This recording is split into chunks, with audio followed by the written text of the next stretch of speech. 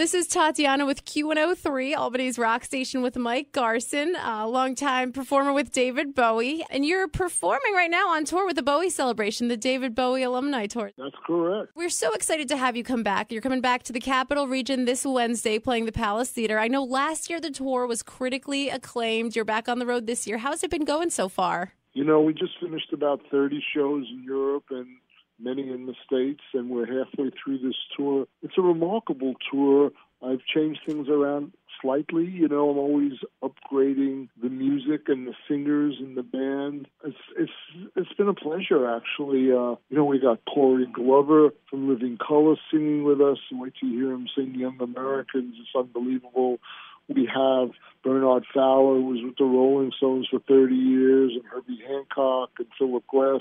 He's just an unbelievable singer, and he's singing some of the deeper cuts like Win and Bring Me the Disco King and Life on Mars, which of course was a big hit. And we have Charlie Sexton joined us for this tour, and he's been with Dylan for 20 years, and he was a friend of David's, and he sang with David together. He's a great guitar player and a great singer. And we have Earl Slick, who's been with us since 1974, and we have Carmine Rojas on bass, who's played on Let's Dance, and myself on piano. I did 1,000 shows with David and 20 albums. So we have, like, it's a real alumni band. It's not a tribute band.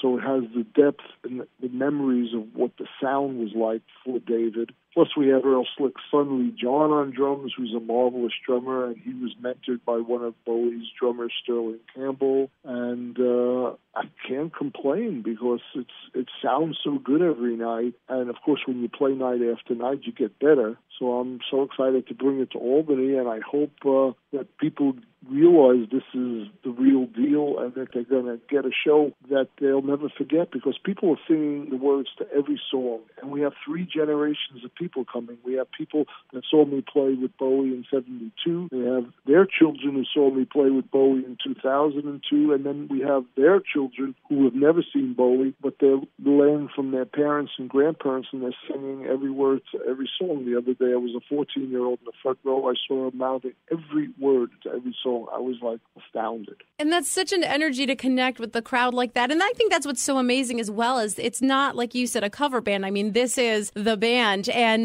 you know, it's really cool. There's such an infatuation with David Bowie, and not just David Bowie, but the music. You know, I saw David Bowie Is, the museum exhibit with all of his costumes, the production sketches, watched the documentary David Bowie the last 5 years. And it's just the musical process is amazing. What's been more fun for you in the years you spent with David Bowie, conceptualizing and creating, or performing on stage?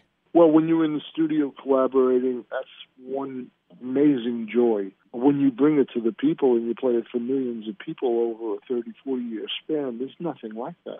Mm-hmm. And we're trying to continue that, because if he never sang a note, he was just a great songwriter. So he deserves to be recognized as one of our great songwriters, and to have these great singers singing his song. In the last 3 years, I've played for 100 singers singing his songs, from Lord to Sting, to Evan Rachel Wood, who's an actress in Westworld, and she loves his music, to Perry Farrell from Jane's Addiction, to Ian Astbury from The Cult, and Gavin Rossdale from Bush. All these people, when we're in L.A. or New York, if they're available, or London or Paris, they jump on stage and sing one song. Everybody was affected by David's music from day one. He was the soundtrack of their life. It's such a legacy. And do you feel like with this project that it's becoming, you know, music of its own, or is it still very true to when David Bowie performed it? I'm following David's format, which is you give them the hits, but you do deeper cuts, and you keep pushing the envelope of the music. So it sounds like the real deal, but you'll hear things that we didn't do with David, because he wants me to keep forwarding the music. So I'm a jazz pianist, and I know how to improvise, and I'm always changing things around, because that's what I did for him. And I'm continuing to do that. Yeah, and I've heard you say that before in interviews, that, you know, David Bowie had the confidence in his musicians. He knew he hired you. And you certainly can play everything from jazz to avant-garde. And, you know, was that ever nerve-wracking, working with Bowie and helping to conceptualize this? Or did it just kind of feel natural and fit? he was the easiest artist I've ever worked with because he trusted you. And if someone trusts you, they'll get the best out of you, especially if you're an improvising musician like I was. And he trusted. He never micromanaged. He gave me a vision. I went to town doing what I do. And whatever I had studied and learned the 10, 20 years before I met him, he found a place for it. He was like the ultimate casting director. And every musician he ever used was similar. And I just happened to be the one that worked the longest within 1,000 shows, you know. But our creative processes were so similar.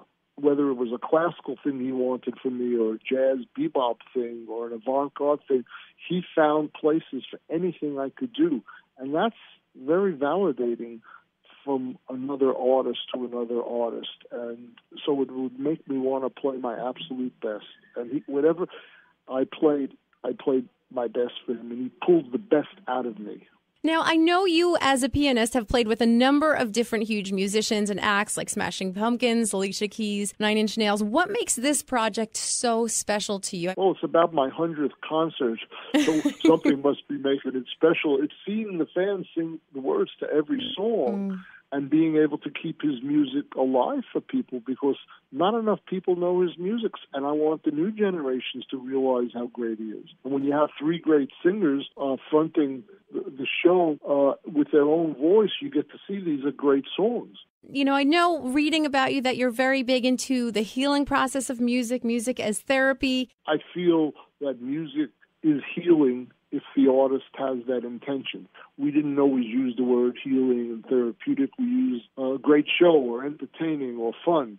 But I believe in the essence of the depth of great music from great artists who want to do something to help make it a better planet and to put more love out there, especially in times of insanity like we're in now. And I feel it's our mission and our job, and many artists feel that same way. Sting does, Bono does, David did, and I'm trying to do it in my own small way. I have written symphonic healing music where I've worked with brain surgeons, we've tested my music, but those are for older folks, and they wanted quieter music. But if a young person in the 70s or now gets attracted to Bowie music, there's something about that that's healing them. So that's my viewpoint of music in general. I didn't see it that way when I was younger, but being older now, I see the effect it has on the audience and the fans.